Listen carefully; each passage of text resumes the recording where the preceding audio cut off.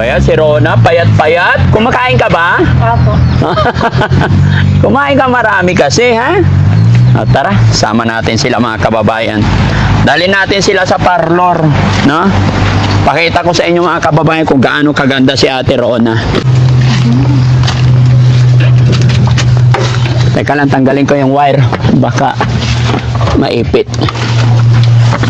Okay, sige Rona, pasok doon sa dating pwesto. Ayan, let's go.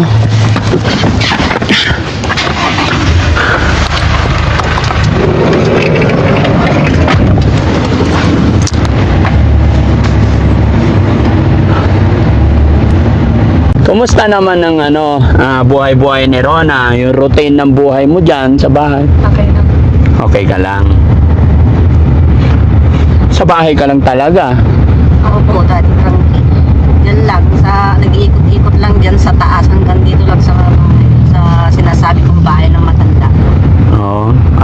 Pupunta-punta ka sa kabilang bahay. Natakot po nung dun sa motor, ayaw na nang pumunta sa taas. Sabi ko, bili ka nga, ayaw na nang pumunta. Yun huwag kang matakot. Ganun lang talaga yun. May mga dumadaan sa buhay natin mga ganyan. Pero huwag mong iisipin na lahat ng tao ganun. Hindi.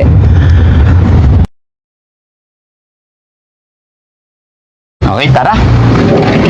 Ingat, ingat. Tara, pasok tayo. Yan mga kababayan. Hello po. Natatandaan nyo yung lugar na to. Pasok tayo sa loob. Upo muna kayo at kakausapin ko muna sila, no? Ayan. Natatandaan nyo tong lugar na to mga kababayan. Dito natin dinala si Nanay Remy noon. So, mag-i-inquire lang muna tayo. Padaanin nyo sila, may papasok.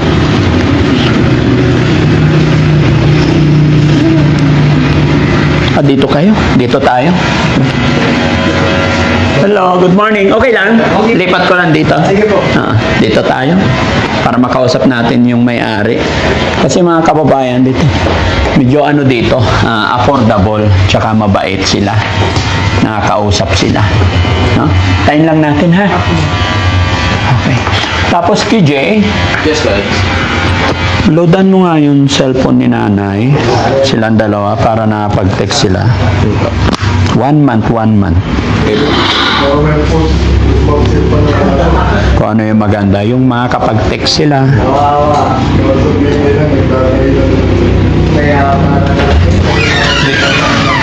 Yun naman kita. Ay, kumusta? Ayan, nandito na naman kami. Nahulog. Ha? Asan na yung raptor niyong nahulog? Naahon na. Sir, pwede bang pagandahin natin sila lalo? Sige po. Yan, very good. Lalong-lalo na kay Rona. No? Tagasan sila. Taga dito, malasige rin. Larig. Larig. Salamat at kami ulit yung Siyempre. alaala niyo. Oo, walang problema, ha? Okay. Alam mo na yon. Mga kababayan, kaya dito ang napili ko kasi affordable, presyong kaibigan na hindi naman talo. Siyempre, negosyo yan di ba? Oo naman. Okay, so salamat. Sige, umpisa natin, sir. Ikaw na bahala sa kanila. Pero yung load nyo pala para ano? Ano yung load nila? May wifi naman dito. Pero para ID number po. Ano po yun? Globe, TM, Smart? Smart po. Talk and text po. Ato. 09. 096. Only call and text na din po yan for 28 days. Dadagdagan yung wifi. Ayun. Hindi na pwede. Tapos ito lang si ate. Sige, ready. Ano to? Nag-shampoo ba? Conditioner lang. Shampoo. Shampoo. Conditioner na lang. Hindi mo. Hindi, pa-shampoo ko na lang ulit.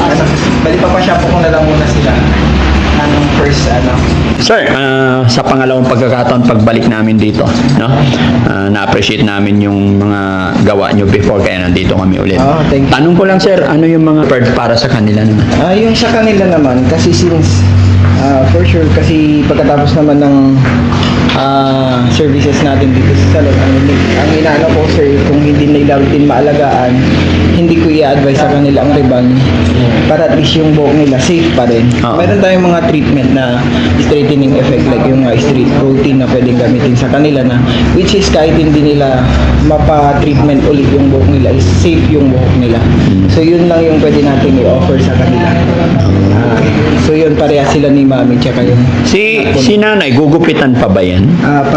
ayaw daw. Hindi. So, Ayaw pa, magpagupit. i-retain lang ko na. Sige, sige. Bahala na kayo kung ano yung Ganon din kay Ganon din kay Rona. Ako. Oo. Kay Miss Donna. Para at Sige. least Okay ka ba, Rona? Happy? Kalimutan na natin yung problema. Ha? Huwag kang matakot. Dito tayo sa mundong malaya. Lahat tayo may karapatan. Lahat pantay-pantay. Okay? Sige. Start na. Thank you, sir na. Oo. Sir, there pa-shampoo na lang si ma'am. Siya shampoo muna. Sige, punta ka doon, be.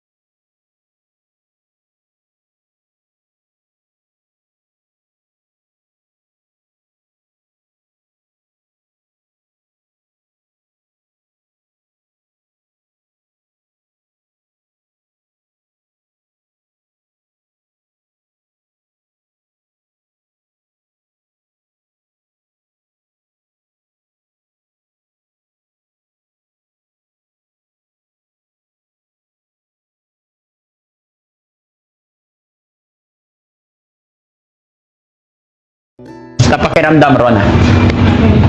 Ha? Okay lang. Okay lang. Happy. Oh, patingin yung pa. Ayan, nalinisan din. Ito yung kabila. Ganda. Kamay. Pulang-pula. Ha?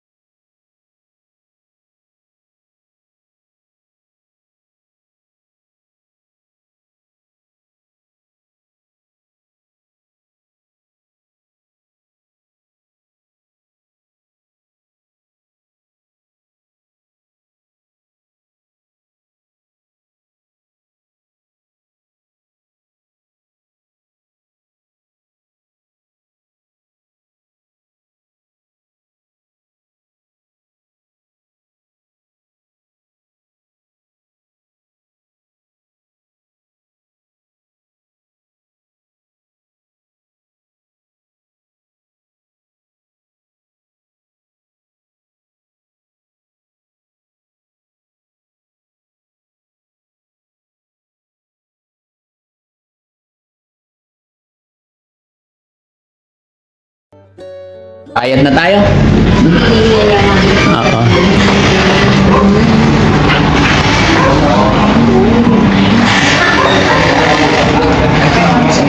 Magkano? Yung kay nanay, ito siya. Tapos ito yung sa bata. Tapos 7.4? yeah, tapos yung dalawang manicure tsaka dalawang pedicure. Sige.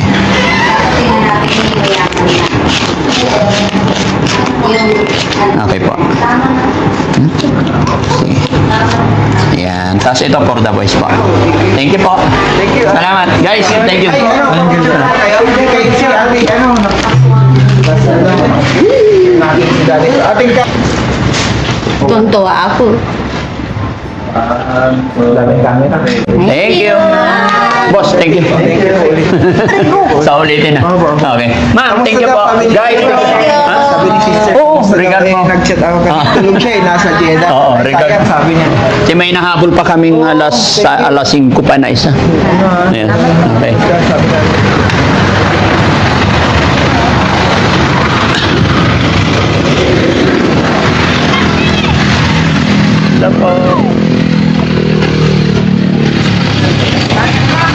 Hello!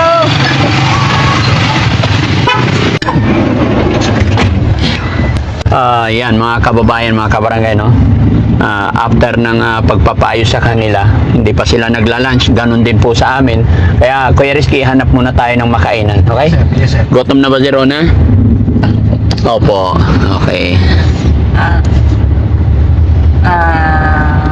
Ngayon po ay nagpapasalamat po ako kasi buhat po ng pagkabata namin, ngayon po lang namin naranasan po ng ganitong buhay na ginawa ni Daddy Frankie. Maraming salamat po kasi hindi lang kami tinulungan kundi pinaganda mo pa ang aming hindi ko po masasabi ang saya ko ngayon. Ibig mo sabihin, ngayon lang na... Ngayon din lang po napareban ng buhok ko kasi nga buhat nang nag-abroad ako, Daddy Frankie. Sabi nila pareban ko, pero sabi ko, hindi pa masisira, sabi, hindi, masisira yung buhok mo pag nareban, sabi nila, kaya hindi ko na subukan po. Kaya salamat po, Daddy Frankie. Kasi hindi ko po alam kung paano ko po minsan magpasalamat po sa inyo hanggang sa matapos ang aming problema. Maraming salamat po. Diyos na po ang bahala po sa inyong kabaitan. Maliit na bagay. Gusto ko lang maranasan nyo rin yung mga ganyan. Opo. Lalong-lalo na si Rona, no? Opo. So, alam nyo naman na kung paano nyo ingatan yung mga hair nyo. Kaya Kasi ayon sa hairstylist natin, virgin pa daw yung mga buhok Opo. nila. Totoo yung sinabi Opo. nila na Si first hindi pa nakatikim talaga yung buhay, kumbaga. Apo. No? So, okay yan. Tapos hanap tayo kakain. Mga kababayan, nakakatuwa na marinig kila nanay tsaka Ate Rona na first time daw nilang ma-experience yung mga ganitong bagay. So, nakakatuwa talaga. Samahan nyo pa kami mga kababayan. After po nito, pakainin natin sila. Sasabay na rin kami kasi hindi pa rin kami naglalunch.